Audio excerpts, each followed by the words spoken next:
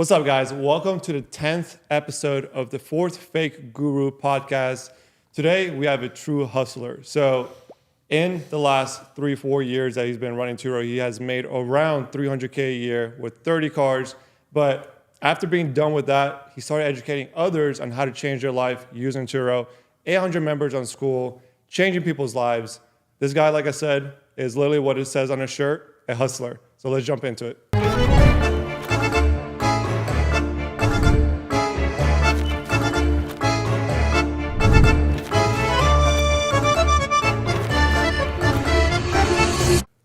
Trevor, welcome to the podcast. Man, yes, sir. It's a pleasure being here. First off, I want to thank both of you. We've done some business together, and without you guys, like kind of putting that audience in front of me, I just got to make sure that you guys get your flowers, So I appreciate you too. Yeah, it's a pleasure being here, and I appreciate the invite. I know it's been a long journey for you, man. I know you've been hustling for a long time. Yes, sir. You're still yes, hustling sir. Every day. I respect hustlers. And I think the fact that you moved to Tampa, you're ready to hustle into a new environment and change more lives. Facts.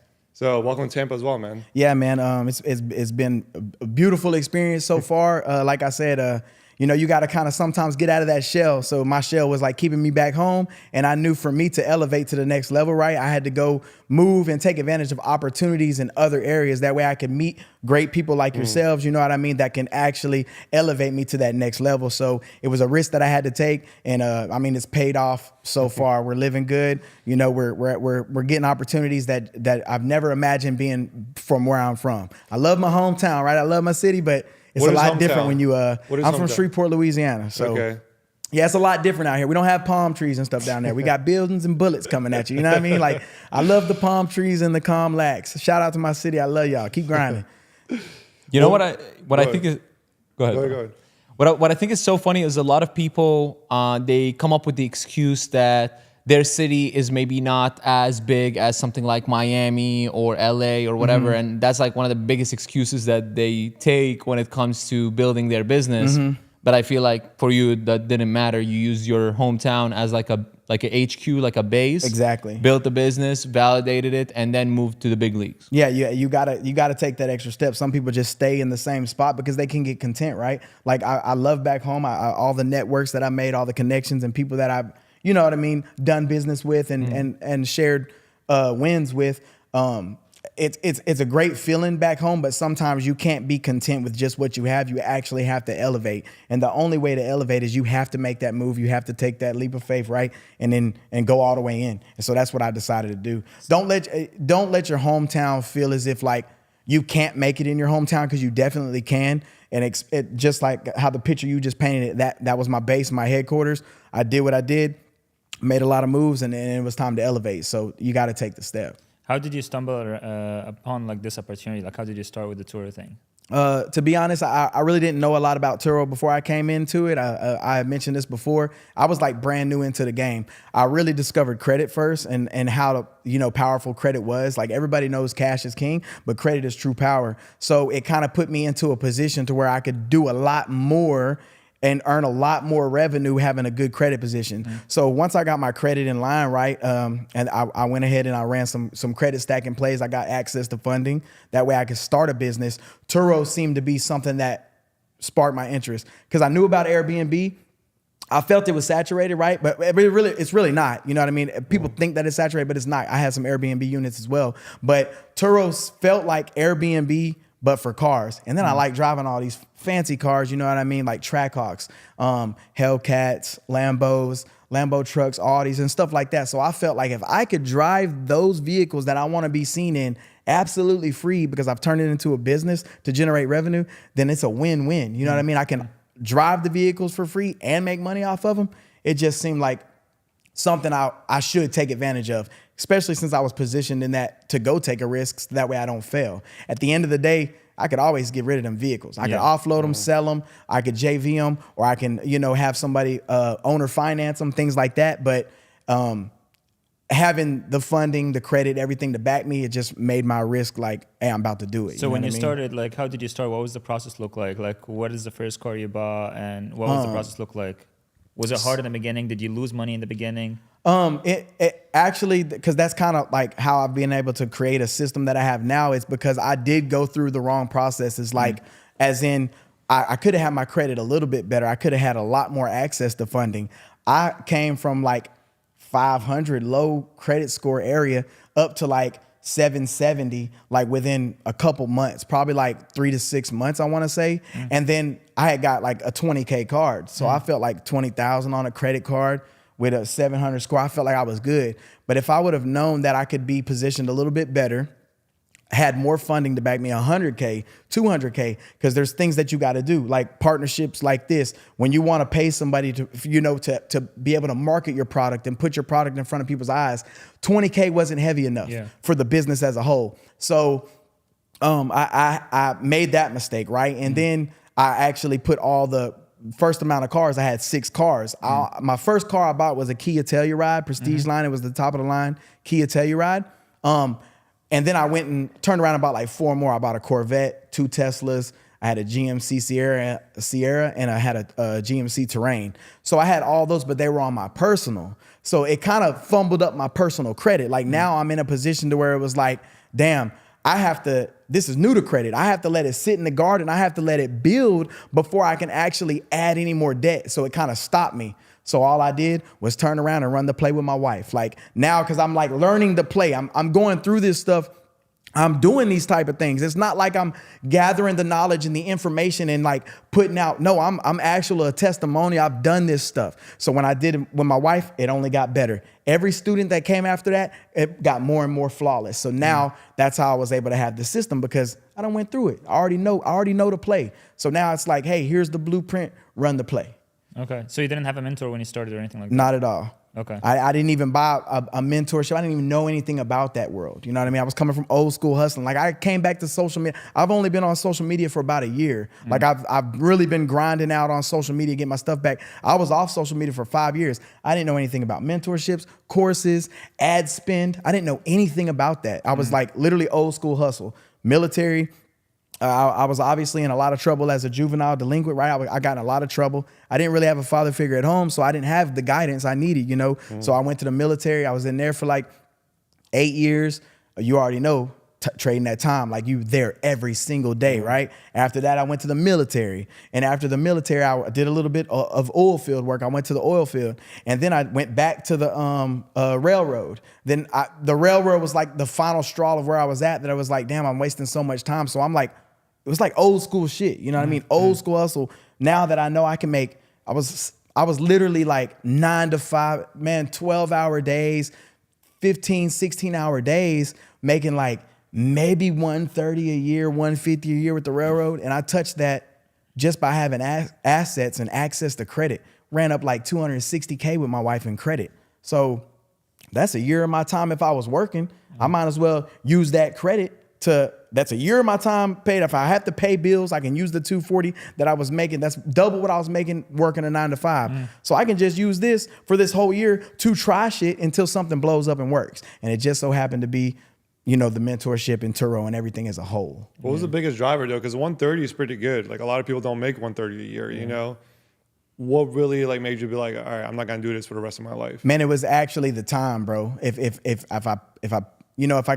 I could have started this way earlier and learned all the game way earlier, it's honestly the time, having time back with my family. You know what I mean? I have a wife, I have 3 kids, and to me, they really mean the most. That's what I'm out here doing this for.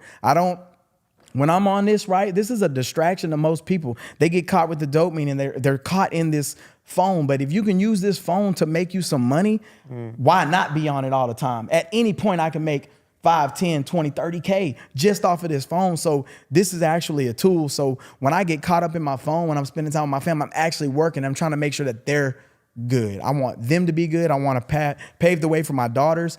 They should know credit. They're going to know credit. Not they should, they're going to know credit. They're going to know funding. They're going to know how to operate a business. They're going to know how to build an audience on social media, because we're not trying to keep them in the same things that we did coming up. That's how you break the curse of the generational wealth curse. Like if you go against the grain, do what's not ordinary. Skool, we know what Skool is there. Skool is there to just teach you how to learn something from a system that teaches you how to learn to work for somebody else. Like we can be in complete control of our whole destiny. Bro, you're the boss. You're the boss. You know what I mean? You're a boss and you're a boss. So you create the pathway. It matters what you think. Who cares about what everybody else thinks? Rules are meant to be broken, bro. Laws are meant to be broken. There's just things like that. You can't, you know what I mean? You can't wipe inquiries and get 10K and then wipe your hard inquiries and get another 10K. That's how you credit stack. That's a gem. Listen, if you want to run up a bag on credit, listen, this is what I'm going to tell you.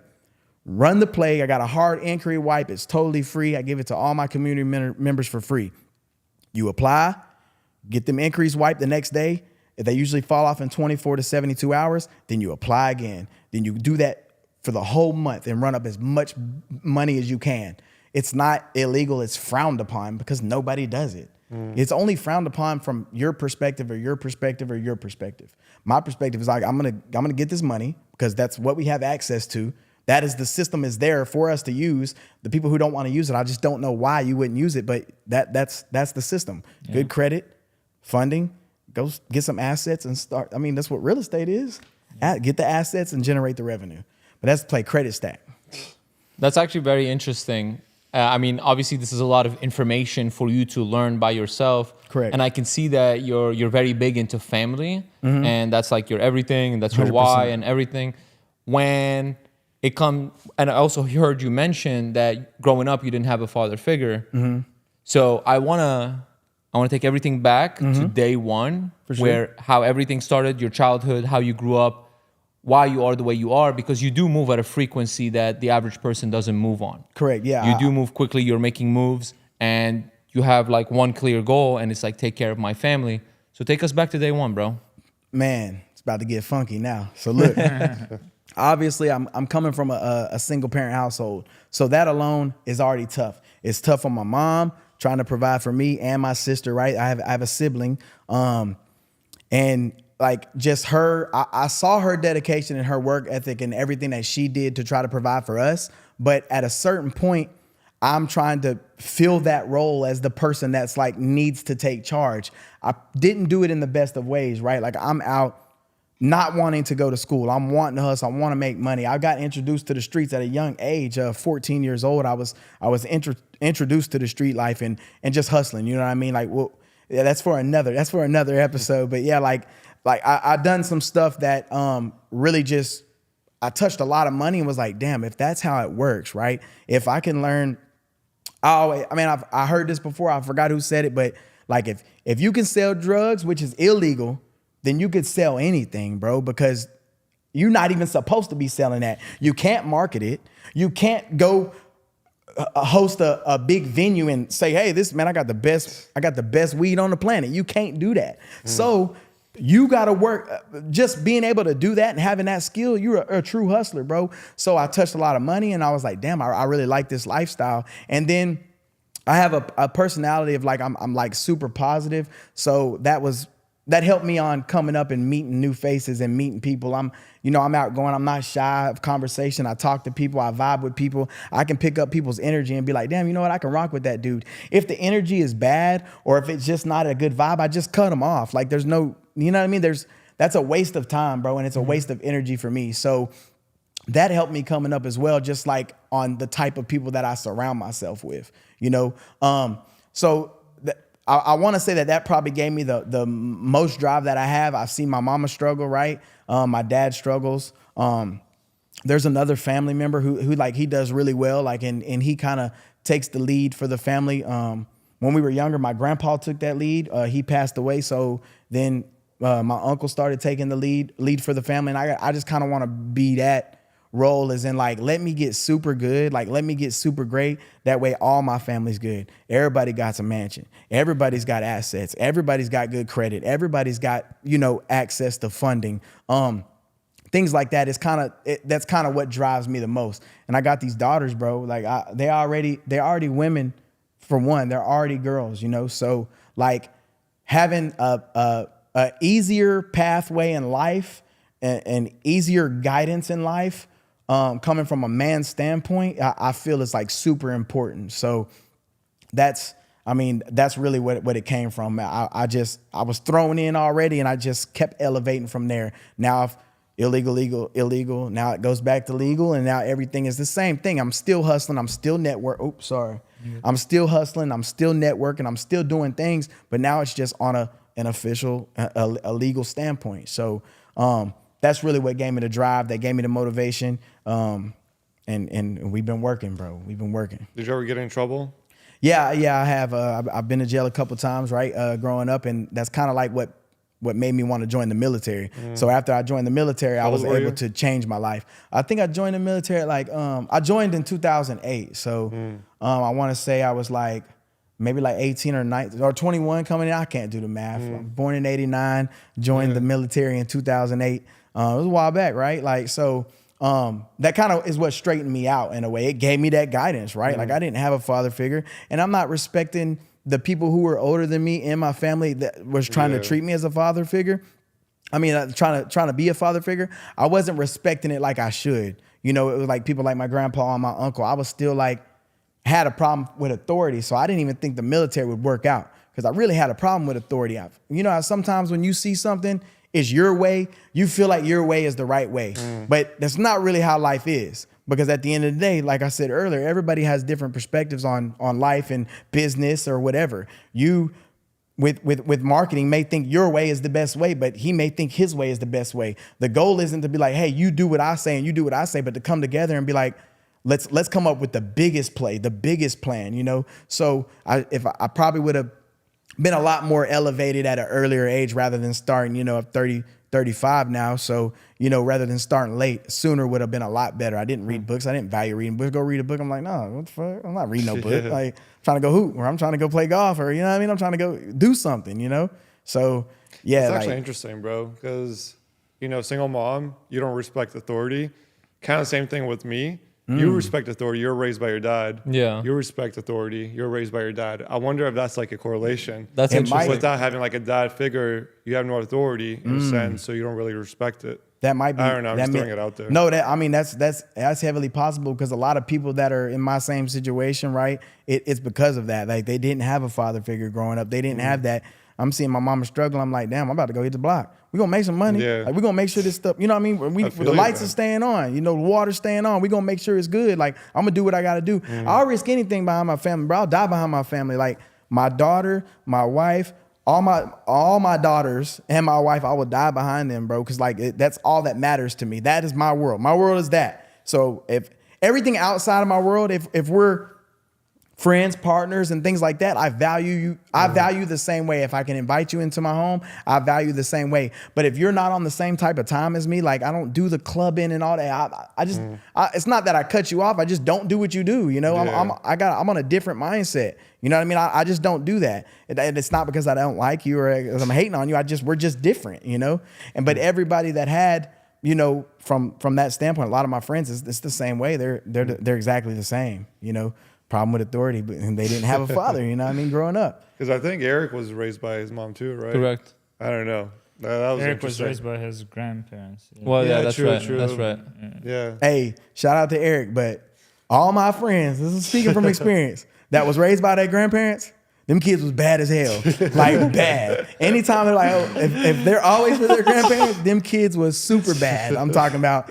And that's just my experience from where I'm from. It may be different, Yeah, but because yeah, grandparents like, are gonna be nice, man. Yeah, They're not gonna like They already done nice. that, bro. Yeah. They're done with that. yeah, they're super nice. I love, respect my grandparents. I got away with a lot of stuff from my grandparents. Like I'm at the house, like my mom's like trying to make me do chores and stuff. And you call them up. I swear, bro, I promise you, my grandma lives across the street, right? Back home, I grew up in a trailer park. I grew up in the hood, you know what I mean? In a trailer park, bro. One way in, one way out. Bro, we got to make it. You got to do what you got to do. My grandma stayed right across the street, and my mom would, you know, be trying to hit me with the chore list, like, hey, I need the clothes folded.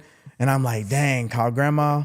Grandma, can you come help me fold the clothes? She'll pull up, fold the clothes. My mama think I did it the whole time. Didn't even snitch. My grandma solid, bro. Yeah. So that's life, bro. Bro, you know grandma folding ain't the same as our folding, bro. I Your know. mom definitely knew. Oh, yeah, she probably knew for sure. She was like, nah, bro, this is way too perfectly folded. Like, definitely. Let me ask you, what do you feel like you learned from the streets that you implement still to this day? Man, just the grind, the hustle, like the clock just don't shut off, bro. Like just, it's like, I feel like I never want anybody to be taking money or something that was mine, right? So like just the constant drive of hustling, the motor never cuts off, bro. If somebody hits me up at, I mean, midnight, 1 o'clock in the morning, and they ready to buy, I'm getting up. You know what I mean? I'm doing that. I'm not like, hey, these are not my business hours. Man, I'm a hustler, bro. If I'm up and I see it come through, I'm taking it. You know what I mean? Like that's just, and I felt like that's how it was earlier too, growing up. Like it's the same thing. Like I gotta be the first one getting it. I gotta be the only person that has whatever I have. You know what I mean? Like that's what I was saying. Then the respect, so I know how to respect people. Like I know how to respect people's territories or business. If you put it in that world, you know what I mean? Like I know how to respect your territories or something. Like I wouldn't be, if all the connections I have of like whatever, I wouldn't be trying to market when y'all do marketing and y'all grow businesses and scale them. Like I'm not gonna try to take that role. It's the same thing in that world. I'm not, hey, that's your clientele. I'm not fooling with it. I got this is me. I'm good. You know what I mean? Do your thing. Like so, and it's kind of the same thing in this world. Like, man, I'm not trying to outdo the next person or none of that. I'm trying to partner up and see how we can make a bag together. I've never looked at like that competition. We're on a golf course though, it's competition. Or like the basketball court, it's competition. Or things like that, you know, it's competition. But like when it comes to business, I'm super respectful about what everybody's moves in and what they got going. Cause I run a business and I understand how important that is.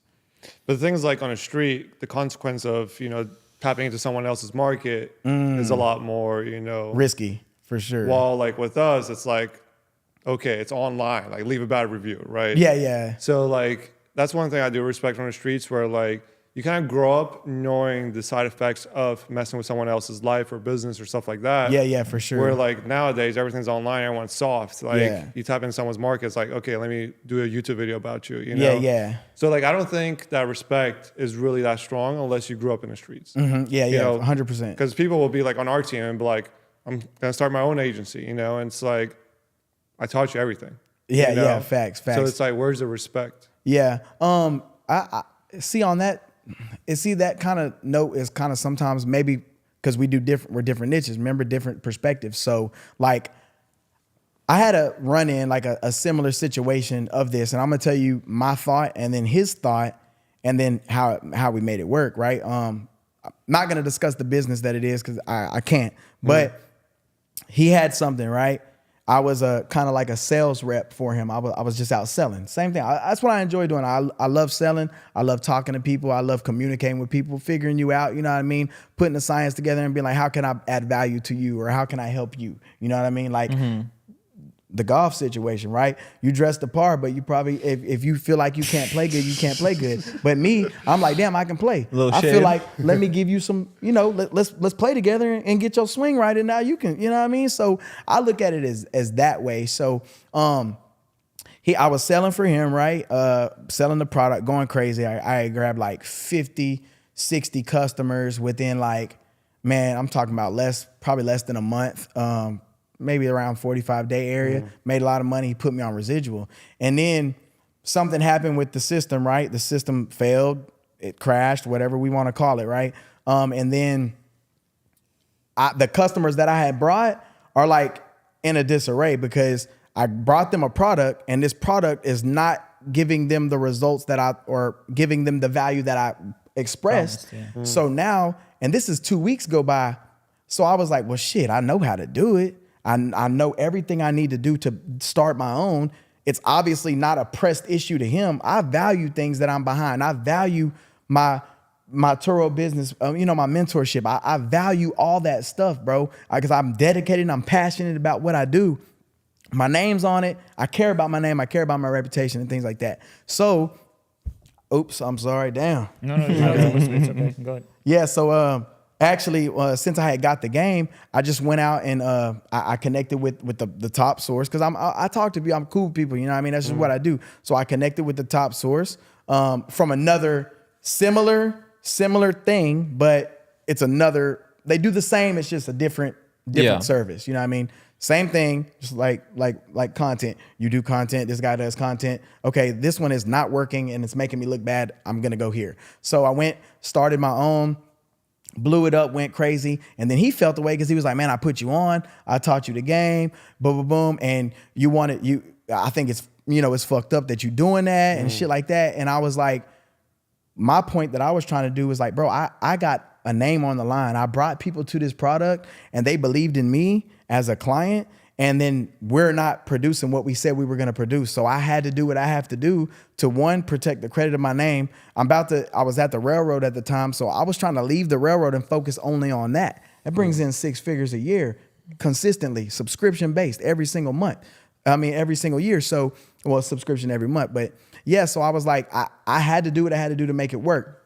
The whole thing was like, he was just worried about the competition. He thought that I was like going to go steal his clients, out promote them, things like that I was going to mess with my pricing compared to his. And I was like, bro, we got 2 different audiences. I don't give a shit about your people. Matter of fact, if I go in their house and they got your product, I say, okay, cool. I kind of do a check in on you. I'm like, okay, everything good. You've been taken care of. You solid. Okay, boom. If not, I know the owner over there. I can link y'all up and make sure y'all are good. That way you're taken care of. But I think he was focused on like the competition aspect of it. And I wasn't trying to, I don't never try to compete, bro. That's and the then, street respect you were talking about. And then guess what? Right now, we're partners. Like we have the same, basically I go through him now. He was able to beat out this person that was charging me a certain price for what I had. And he was like, I can beat them all day long if you use me. Used him, switched all my customers over, boom. Now we're there. But a year of gap of like beef and like unnecessary comments and confrontations and like don't even hoop together no more, things like that. All that stuff stopped. I'm like, bro, you looking way too deep into this shit. I'm not out here to steal clients. Got my own clients. My audience is different than your audience, and your audience. It doesn't matter. People so focused on that. And then, so that's kind of why my belief on it. But the difference is if like the slanderings happen, you know what I mean? Like, so if I was out there discrediting him and choose me because I'm better than him, that's a whole different ball game. I never did that. And he probably thought that I was doing that. So that's what made it uneasy. Because a lot of people in this space actually do that. Like, we know a lot of people that will do that. You know what I mean? Like, but they do it on purpose just for clout nowadays. Because they ride, like they do all the time. Like with like the big people in marketing, the way you like give views on YouTube is talking shit about someone else. Yeah. Sometimes they don't even want to talk shit, but they do it to drop their name. Yeah, and some other people, especially when it comes to this situation where like you have partnered with someone and then they fuck you over and then like you go badmouth them just because you don't want people to go there, you know? And I feel like this is honestly like super self-insecure, and that shows how like whenever I see someone is talking bad about the other person, I just feel like you're not confident enough in your product. Exactly. Like I don't talk shit about my competitors because I know where I stand in my market. You know what I mean? Facts. Like I'm okay. You can Raw faces a lot of that too, bro. and because I'm okay, bro. I love when my clients leave me and go to someone else. Like I love it because they come back crawling. Man. Bro. Yeah, I'm they so mad. serious. Like they fucking always happens, bro. Whenever they leave, I will advise them. I was like, hey guys, if you guys think the price point is not for you, please go try someone else, and you're gonna know why I'm charging this much. You know what I mean? And they always go. And I heard always about come you. back. I know your stuff is fire. Like Thank you, I know appreciate it you. is. I've seen it myself, and then from other people, like I've like peeped the game. Like okay, yeah, bruh is locked in. Like So whenever I see someone like I'm feeling like they're doing something better, I don't try to hate on them or see like how they are doing it. I'm not gonna tap into your market till I know how. For sure, I can do it better than you. Yeah. And then I'm tapping in your market again. I will see you and I smile in your face because I know like I have a better product than Right. you. And whoever gets your product, he can't afford mine. That's the only reason he's working with you. Facts. You know what I mean? And Yeah, that's how I 100%. look at it. So that's a good, and that's obviously a good that's a good direction to look at it, because at the end of the day, the client is gonna do what the client does to feel like value, like, you know what I mean? Like to feel good, to feel good. I don't know the right word to use there, but like the client is going to go with what the client feels is better for them. Feel smart, yeah. Us on this end, right? On my end, I'm not like, damn, that's a shitty client, or that's like no, like you just said, no, there's nothing out there better. And two, at the end of the day, I don't need you per se. I'm hustling. That's an L that I'm not worried about. I'm going on to the next one. You know what I mean? Like, okay, I don't waste time. And like, yeah, I do. I'm not saying I don't have a follow-up strategy. I do have a follow-up strategy, but once they running through that flow and it's just there, it's dead. You know what I mean? I'm on to the. I'm not gonna sit here. Damn, and put so much time and effort on trying to get this one guy when I can just speak to like 100 more people in 100%. one There's time. a lot of fish in the sea. Yeah. And people get so, I don't know if maybe their algorithms make them think that like I gotta do, like there's so much out there. It's the fucking internet. There's so much out there. There's so many more people. All you gotta have is an irresistible offer, bro. You gotta offer and you can provide a service that's quick. I mean, it speaks for itself. I mean, I think that business is like a sport. You know what I mean? Like when you jump on the basketball court, like everybody's gonna be against you. I mean, obviously you're in a team, but like everybody's technically like the opposite team is against you, and it's that like back and forth. And I think business is the same thing. Like I'm sure there's a bunch of content teams that are trying to take your clients and discredit you and XYZ. And I mean, same concept with us. And I think it's a sick sport, and I love it, bro. The thing, actually, I love this analogy a lot too. Because like it's all about the team too. It's not even about the players anymore. Because for example, the reason why we are winning here as a team, because we have a strong ass fucking team. Bro. You know what I mean? Like I can slack this month, they fucking pick me up. Next month they can slack and someone else will pick them up. Like we have the best PR company in Tampa. We have the best content team in Tampa. We have the best marketing agency in Tampa, and all our partners. Guess what? Eric, the fastest growing insurance company in the nation, and blah, blah, blah. So the whole team is good. Like we don't solid, care. bro. So like this, I'm saying, like imagine like you have like a new quarterback that's amazing or whatever. It's the same exact idea. Like we always have to recruit better people. Even when our students, like we always try the good students, we're gonna pick you. You're gonna be on the sub right here because we might not be able to provide the service right now because it's cheap, but we're gonna give it to you. And one day you're gonna be as big as us and you're gonna play in the big league. You know what I mean? Yeah, so even I love this analogy because even if there's a lot of people are like against you in a different team, but you always have that support of your own team. Like sometimes I'm not doing well. Sometimes I'm just like I'm going through like, okay, my baby just got born. I'm busy with this and that. They always catch me. You know what I mean? Like, hey, we got you this client. Hey, we referred this person. Hey, you need to wake up and do this and do that. You know what I mean? I love this analogy. Actually, we need to do a reel about that one. Just clip this, bro. Yeah, I love this. Yeah, that's for sure. That's fire, bro. But what else have you been into? Like other than I saw that you said you have a little bit of Airbnb, Turo. Yeah. So to be honest, like I've switched like solely my focus on clients, bro. Like just making sure that I can build them. I want them at the end of the day. I care about who's on the other side. Like, and if I have a system and a way and a strategy that works, right? I have a blueprint to follow.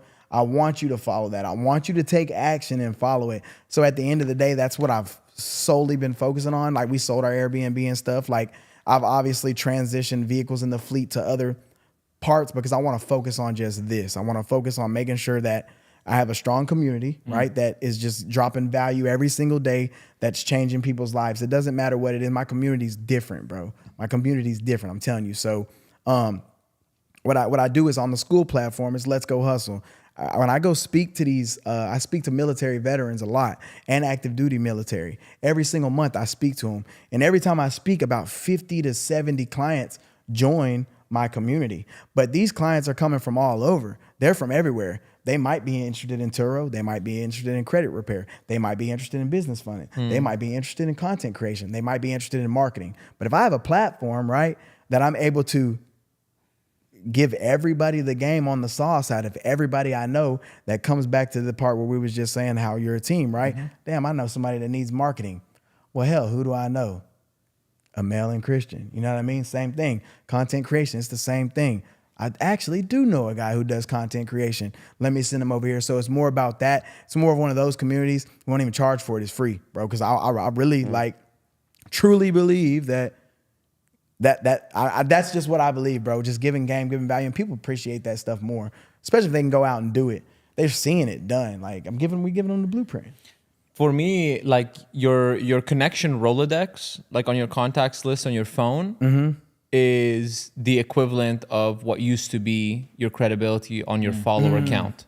Because now followers, like 90% is BS. You know what I mean? Like never gonna be a customer, never gonna be anything. So I think like your Rolodex is really like your new net worth in a sense. Yeah. I mean that's a pretty way to paint the picture too at the same time, because everybody, I mean, you got 20, 30, 40, 50, 60,000 followers. That doesn't mean all of them are buying. Yeah. You know what I mean? But it means at any point they could buy. as long as you just keep putting out great content and great stuff like that, building their trust, right? You're building your Rolodex. You're making them like, damn, you guess what, man? I done seen this dude drop this gem 40, 50 times, man. I gotta buy. It's too much wins. There's too much going on, too much motion. I gotta buy. So from that aspect, I'm building up my Rolodex, bro. Like I got to. Like, I mean, I see you in Tampa. You're posting stories with old people that are located here. Yeah. You're like building your yeah, local. for sure. Yeah, I'm definitely I'm a firm believer of that. Like creating partnerships and not competition, bro. I don't care about, you know what I mean? I don't care about what you got to do your part at the end of the day. You know what I mean? Like you got to know that you're the best at I don't care how you do it. If I send you a client, just take care of him. I'm gonna send you a warm client. Like he's gonna be warm. It's never gonna be a cold client. And then take care of him. So I believe in that, and I believe that I would be taken care of in a sense as well. It doesn't have to be in income or revenue or anything like that. It just has to be like, hey, when I need something, just do a favor for a favor, bro. That's just only gonna make it better. Only gonna make it stronger. Only gonna make it like, you know what I mean? That's how I rock, bro. I rock like that because I know I can win. I know what I can do. I mean. It's just time and time again, bro. And you never know the value that I can bring somebody. I might bring somebody that wants to do content and he's got a $3K budget or something like that. And then he sees you because he's already warm. And now you can go ahead and upsell it for $8K. Yeah. Like it's already, and then I know you're going to look out on the end. That's common sense. Why would you not like, oh, thanks, bro. You know what I mean? Yeah. Here's a follow on it. You know what I mean? Like I know it's going to come back. So I just keep doing. I just keep going. I leverage all kind of things. If you got a business, right? If you got something like you got an offer, right? Or something that you're trying to sell and you can't push it to where you need to because of credit is holding you back or funding holding you back, come through. Talk to me, bro. I'll get you right. Just get me right. Do something for me. Like, you know what I mean? And the money's going to be there. It doesn't matter. Why would I pay, right? Like, why would I, especially if we're done built a relationship to where we're friends, partners, and like, oh, we got to, like, there's a good vibe. What's the difference in if I pay this person for that service, right? But I send them a client that he's just gonna turn back and pay like that. That's just pointless transactions at this point. Here's $5K. Okay, thanks for that. Here's $5K back. Like, why not? You need credit. This guy needs content. Boom. Make the connection. No. I totally I totally believe in what you're saying right now, especially because I feel like we always talk about providing value to our customers, but we never talk about providing value to our partners. So the way we provide, I mean, this is something that we all do here is like, again, if you know, like I get some people, for example, that they would be asking for content and I will literally turning them down. I'll be like, content is not going to change your business. You need paid ads. You need advertisement. You know what I mean? Content is not going to help you. You know what I mean? After you do the paid ads and you make some more money, you need some content to make you look credible on the internet. So sometimes I turn them down and I send them there and I don't expect a commission or anything like that from my partners in general. Because for example, one of the things that actually when I want to build a rapport with someone in the business world, what I do is randomly, for example, like Christian Hernandez, one of the guys that I follow. I saw his story and I was like, you know what? I want to build a relationship with this guy. What I go is I go look up his Google business and I just leave him a review randomly. He knows who I am. We never talked except like once or two times, but he would be like, oh, bro, thank you so much for leaving that review. I'm like, this is something like, it's not even like a big thing. It's just a review that took me 2 seconds. But the idea that he gets a notification on his phone, Raw Media just posted like a review for you and out of nowhere, we didn't even have a talk or a conversation. That just makes sure that like he knows that I'm here and I like what he's doing. I respect what you have. You know what I mean? Same thing. It's that's what I was saying earlier. You know, I really never want anything in return. I just expect someone to kind of be like me. It don't have to be revenue. It don't have, like I was saying, it doesn't even have to be money, nothing like that. Like, damn, hey, bro, the fucking kids they got to be picked up from school and I'm over here at a Mel's. Can you grab the kids? That's a favor. Yeah. That's something that you trust your partners and your friends and things to do. Like, that's what I be on. Like, you know what I mean? Like, 100%. Hey, that's just my game. That's my value. What is the next steps for you? Man, to be honest, man, I'm really trying to I'm trying to touch a milli, bro. I'm trying to touch a milli. I definitely like in a year. Is that like 12 months? Yes, or? bro. Like you mean revenue, from when I go full all, man. Because I already have about asset. I'm close to like $500,000 assets out there. So the profile itself is solid for that. But like earn revenue. 1 milli, that's where I'm trying. I've been at 6 for a long time. I mean, working for the railroad, you're making 6 figures. You know what I mean? People think that 6 figures is I mean, it is hard to obtain, right? It is hard to obtain, but the same struggles that people that make 6 figures have is the same struggles that the people that make 50,000 a year, 20,000 a year. Everybody has the same struggles. So the goal is just to keep growing. Yeah, so right now it's like same amount of struggles, it's just different struggles. It's different struggles, different tax brackets, different cost of living, different lifestyles. Everything is the same, but in that world of like, you know what I mean? So I just want, I've 6 figures been a while, bro. I'm trying to get into the 7-figure area. Nah, you're on the I'm way, trying to bro. make sure my family's good, bro. I'm trying What to make are you sure. gonna do different to get to that goal though? Things like this, bro. Come meet people with you know what I mean, the Tampa area. They got power in the Tampa area. Come speak to people, come talk to people, come drop gems and give value and things that like every conversation can be valued. It doesn't matter if the dude has 1,000 followers on Facebook or Instagram or whatever it may be, or 1 million. You're gonna get value from that person. So that value can be implemented in something that was said or something that makes you spark and pique interest. Like, damn, it clicked.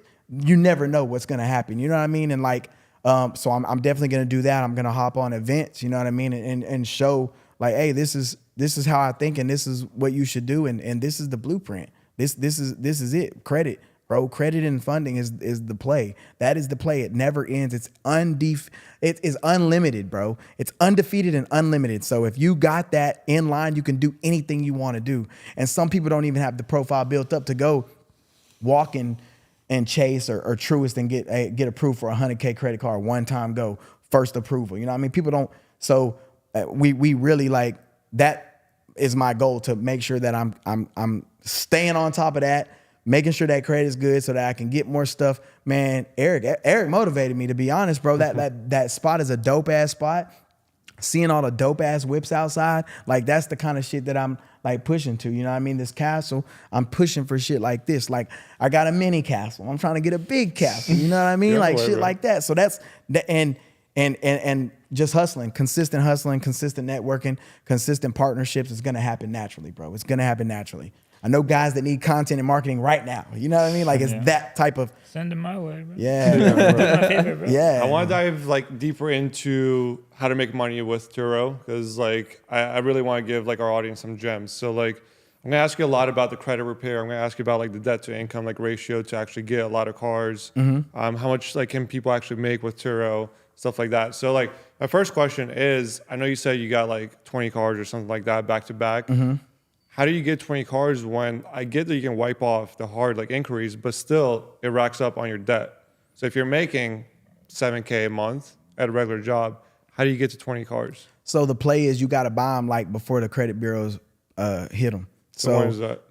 Usually the credit bureaus report every 30 days. So if you run up your fleet, like you got to already have your number and know what you're going to do before you even get into it. Yeah, so you get 20 cars in 30 days? You be aggressive, bro. You be aggressive, bro. I went and bought the first round that was with me, with myself. I went and got 10. Then as time went, I learned I did it wrong. I was like, damn, they're on my personal. First round? What does that mean? Like one day, just like 10 whips? Yeah, like one day I bought the Kia Telluride. The next day I bought 2 Teslas. I bought a Tesla Model 3 Performance and a Tesla Model S. So I had those. The next day I went and bought a Range Rover. Like I was just back to back to back to back, because the credit bureaus don't see it until it reports. So you can run the whole play up, right? But your credit has to be in line. Don't forget that. You just can't do it if you sit where you sitting right now. 100%. You probably not 100%. There's some, you know what I mean? There's people with good credit. I'm not gonna sleep, but literally over like, I think the number's like 93% of Americans have bad credit. So that's what why should I be say their credit? Man, and I don't want people to think about the score, right? A lot of people focus on the score. It matters. The profile is what matters. So true. the credit bureau, they don't like to see, they like to see perfect payment history. They like to see a good credit age, that you've had stuff for some time. You know what I mean? From the first thing that you bought into now.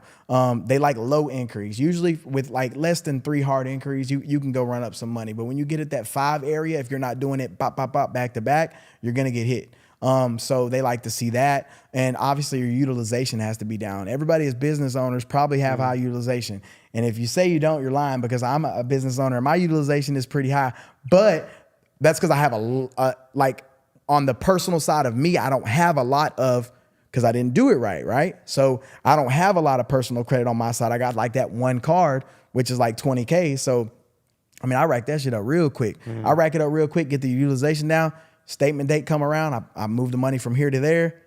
Now, after the statement date hits for the credit bureau, my utilization's back down to 0. I just run the play that way. But I mean, technically, I got to put that 18K back over there. You know what I mean? Like that's a gem too. So the bureaus only look at the statement date. So if you got a $10,000 credit card right over here that's maxed out, and you're getting your scores low, right? Your profile, everything is solid on your profile to go get funding, but your utilization.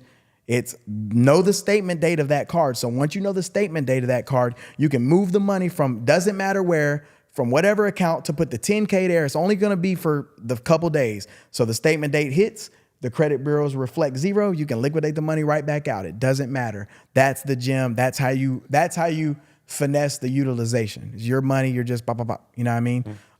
So that's the play on that. But the whole profile, if the whole profile is good, you go run the play. I went and got 10 cars and ran it up. Then that's where I was like, damn, I should have put it on my business, LLC. I should have put it, you know what I mean? I should have been more strategic. I should have had more funding doing it. So yeah, you can buy 5, 10, 20 cars in a week. It doesn't matter. What kind of cars do you recommend? From my standpoint right now, when I came in, my market was a little different. I wanted to steal my market with it didn't have exotics. It didn't have like luxury cars. It was basically economy, like maybe 8 or 9 like Ford Focuses and like Kia Fortes. And I'm thinking from the mindset of like, damn, if I'm on vacation, man, I'm not trying to rent a Kia Forte. You know what I mean? That's just me personally. If you do your thing, if that's you, but that's not me. I want to be in something nice. I'm already on vacation. I'm renting something in a place I don't know. I'm trying to be seen in something nice. So I decided to go opposite of my market. But I mean, it worked for me. It worked. Be ready to hustle and be ready to be strategic with things if you go that route, because it is a risky route. I take risks. That's what I do. But as of right now, with where the market and everything's at, I would go about 3 to 4 like economy cars with cheap payments. Focus on your monthly payments. You want your monthly payments to be as low as possible, because that's how low you can make your daily rate to make money. So I would go like 3 to 4 economy, maybe 1 or 2 luxury cars, and then the biggest play is like putting the dream car in there. Put whatever you want to be your dream car in there, because at a minimum, at least all these cars can pay for what you're driving. That debt is no longer your debt. You know what I mean? If you got a $5,000 Lambo payment, I mean, and you generate 5,000 over here, you drove for free. You still made 5,000. People be so greedy to put it in their pocket. No, everybody else paid for you to drive a Lambo. You know what I mean? Business as a whole, assets that pay to make. But how does a beginner do that? Because like from my knowledge, like because we did Turo back in 2020, he did it with an i8, I did it with an F-Type. There used to be a limit of like 200K of what the car value is in order for Turo to insure it, and Lambos are more than that. So now like they changed it. Yeah, Did they? Yeah, that whole thing. It was like 6 months ago or so. Yeah, Turo's like, bruh, one, they're like the most rapid growing car sharing platform there is out there. They're about to put Avis and I'm not gonna say they're probably gonna put them out of business, but they're definitely about to be in the back burner. Like, I mean, Turo's in France now. It's already in the UK. It's in Canada. Like, they trying to take this bitch over. You know what I mean? When it comes to the car sharing platform. So yeah, that's been updated. Now they got to put deposits down and stuff. Like if I wanted to rent your vehicle or something, like I'm gonna have to put a deposit down and go through a thing before I can even. That's really cool. That's really cool. So like that, but I mean, as far as like them upgrading their intentions are to make sure us as hosts, if we do host on the platform, are good. They've got the best intentions for us, not the client. Sometimes, bro. He's making me want to put the Lambo on there now. No, I'm playing. Like, put it on there. I had some like headaches with them. Like I had one car totaled. It was a Porsche. They covered that, but like whenever it was like scratches or dings or stuff like that, sometimes they won't cover it. Yeah, that is usually a problem on Turo. Like, sometimes they classify a lot of things as wear and tear when like, damn, like I got door dinged. You know what I mean? It wasn't wear and tear. But if you were locked in on them pictures, bro, like locked in, like you really got to take some super good pictures, picture everything, just go around snapping. It doesn't matter. Snap everything that you can get. That's the more protection. That just gives yourself a little bit more protection. Like, you know what I mean? You're covered more. So I was able to win a lot of claims just because I had the proper, if you go out front, side, back, side, I mean, of course not. But I just literally walk and click. I just click. The whole time I'm walking around the car, click. It doesn't matter. I didn't know that when you upload pictures on Turo, it picked up the timestamp of the picture in your phone. I just thought it was the timestamp of whenever you upload it. So like I would just use the same photos. Every single time. Yeah, they're gonna hit you up that. When the Porsche got totaled, they were like, yeah, these pictures were taken like 6 months ago. And I was like, damn. But she was like, the driver like acknowledged that she crashed the car. Yeah. I'll do that too. I never thought about that. I will do that too. So like anytime there's an incident or like something going on, I always write them like in the chat. That way they can tell on themselves. Yeah. And I'm like, okay, at the end of the day, like you wrecked my car. You know what I mean? Now the pictures don't even have to be there because you just snitched on yourself, right? I don't do any conversations outside the platform. I talk everything in there unless I'm running like a quick private rental play. I'll hit them, text them, you know, hey, I'll let you extend for this. They're trying to charge you this, but we make some money. That's how I ran up a bag too. Just so much private renting and so much plays in between. Like I got a daily extension that got an automation that hits them. Like about 75% of their trip is done. Automated message. It's like, and it's at that time frame to where like when you extend, you gotta pay. That's when the automation comes in and it's like, hey, hope you enjoyed your vacation, whatever you're doing. Today and today only, you can extend your trip for 50% off. Just click modify the trip, boom, boom, boom, boom. So they're gonna tell me, and I tell them you'll get. When I text them, if they say extend, and I say push extend if you want to take advantage of this, they type extend. Then I get off the platform. I go send them like another automated text that's like, hey, we're gonna make $80 off of your extension. Turo fees don't matter. That's Turo. They ain't got nothing to do with me. It's $80. So I'm about to cash app you 40. So they'll extend. So I just made another $40, but they were gonna turn it in. If they would have never got that message, like, you know, people traveling or on vacation, they not pressed anyway. They're like, damn, I needed that. I'm rushing as it is. You know what I mean? So that thing worked like a charm. I ran up so much money that way as well. Do you have a rule of thumb of how many days you got to rent a car to pay off the payment? You talking about the monthly payment? Yeah. So what I do is I kind of like go off the 10% method, right? So if my note is $600, I'll try to $60 daily rate, and then I'll times it by 21. 21 is just a number that I've always used like on a monthly scale of like running businesses that run off monthlies. I'll do the 21. I think that take off all the weekends or something like that. And then that can kind of give me a ballpark of like, okay, what I could profit. And then I adjust from there depending on the booking rate of the vehicle. So if it's booking like crazy shit, I'm gonna jump it up. Because obviously it's there, you know what I mean? Like I'm gonna test it. Yeah. Go up to 65, go up to 68, and then when it stops booking, I'm like, okay, that's too high. This is too low. I don't let Turo do it for me. I do my own shit. You know what I mean?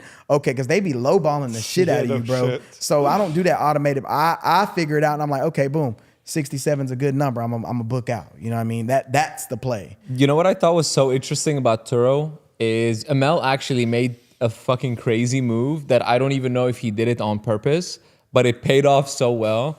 So I think it was like 6 years ago or 5 years ago, Amel had an i8 and it was wrapped in chrome gold.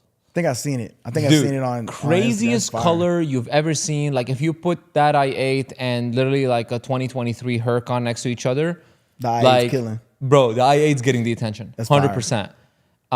Like, dude, we used to have people follow us and honk their car. Like, we never have that happening with the Lambos or anything like that. Yeah. It's that rap. Bro, so there was other i8s on Turo for like $200-$250 a day, and they were getting some rentals here and there. Bro, Amel's was like $460 a day, and it was booked out. Yeah. It was a crazy play. So that's another thing that I was gonna say, like before I actually obviously transitioned into doing what I did on myself, like doing it to getting my wife right and other family members, sisters, brother, you know what I mean, putting everybody on. That's like why I wanted a little bit more credit leverage coming in, because I was like, man, I can see, all right, there's 3 white i8s on the market. They're all pulling in about $200 a day. So let me not be the same with a bland ass black or white I8. Let me throw a crazy wrap on it. That's probably going to cost some money. Why would I use the money that I'm generating from Turo, all my profit money, or my money that I'm working for to buy the I8 when I have access to credit? The credit is to optimize and, monetize your business. So swipe the credit card. Maybe it's $6 to $10K to put the wrap on there. Yep. Put the wrap on there and steal the market. Because now you can literally put yours on there for $210, but because you have that fire ass wrap on it, they're gonna come to you and nobody else. So that's why it's good to have that backing.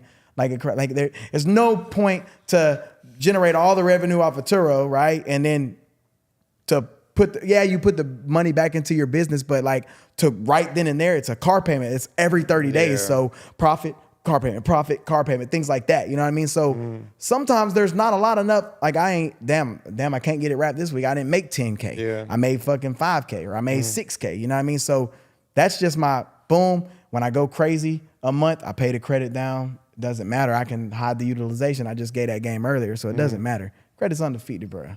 I want people to realize that. I feel like Turo did change a lot because I was renting the IA for almost 500 bucks a night. And now it's 150 for i8, and even the C8s are going for cheap. A lot of cars are really diluted because back in the day there weren't that many options. Right. Those weren't on there. Yeah, and considering that car prices are even higher now, and you're renting for lower, the margin's a lot smaller. Because I think my payment was $700 a month for the i8, and there was a white one. That's a good payment. Yeah, it was because I think I got it for 55K. That's what I was about to say. That's what I was about to be. I think I put 10K down or something. But there was another white i8, and they had 100 trips. I was like, bro, I can definitely outperform this one. So that's why I bought it. I was like, I'll list it for 300 just like they do, and I just kept on increasing it. And I had a lot of private people too. You're gonna catch a lot of private on that. You do because you develop a connection. Yeah. And I had this one guy. He was out in Orlando. He was in the music industry and stuff like that.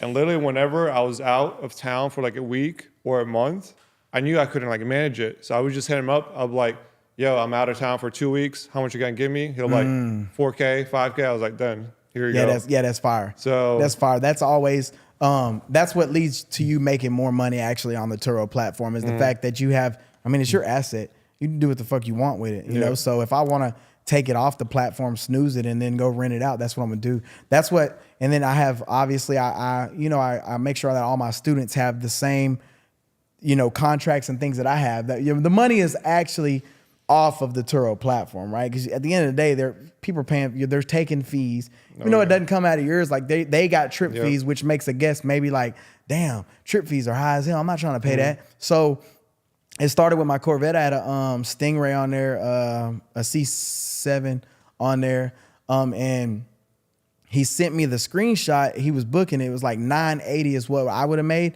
but his trip fee was $900.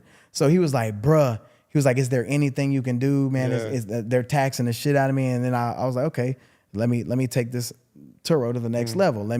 I created a contract that was legal. I have a process that they go through, sending me their license, their current insurance, things like that. And then I was able to private rent to him, and now I'm in control of the pricing too, because I seen the trip fee at $900. I seen that's $1,800. So I'm just like, hey, look, man, you give me $1,200. I'll let you get it for that 2 weeks or a week or whatever it was that you needed it for. So then you can kind of put the ball back in your court. That's the thing about having the assets, right? The assets, you're in charge of them. 100%. At the end of the day, you can be in charge of a break even or a win or a loss if you're not trying to make your business better. If you left your i8 on there for $300 a day every single day and it was still on there right now for $300 a day, they're not going to rent it because they can go get the other one for 180. You know what I mean? So people still got to be attached to what they're doing in order for it to work. 100%. Do you guys have more questions? I was going to wrap it up. Yeah, let's wrap it up. So I know there's a lot more questions I want to ask, but I want to leave some of that stuff to be answered within your community. For sure. Do you want to tell them where they can find your community? Yeah. If you go to the Skool platform, Skool, I'm pretty sure it's on every device. Type in Let's Go Hustle. Go is spelled Geaux, just like Louisiana, right? I'm from there. I gotta put it in the business and in the brand. So if you follow Let's Go Hustle on Skool, you will get access to the community for free. If you're on Instagram, you can follow me at official Trevor Calais, and also you can see everything that we got going on, the motion we have, and the connections and people that we're networking with and planning on doing business with and things like that. So don't get left behind when it comes to this credit, building a business, things like that. Credit and funding can put you in the doors with a lot of people, right? It can really help you. Whether you need marketing and ads, whether you need content, it can put you in the situation to where you can really scale. So follow us. Let's Go Hustle, like I said, and then official Trevor Calais on Instagram, and I'll definitely make sure that you're taken care of. So you guys see that we're here for you. You guys can make money through Turo. You guys can make money through an agency model.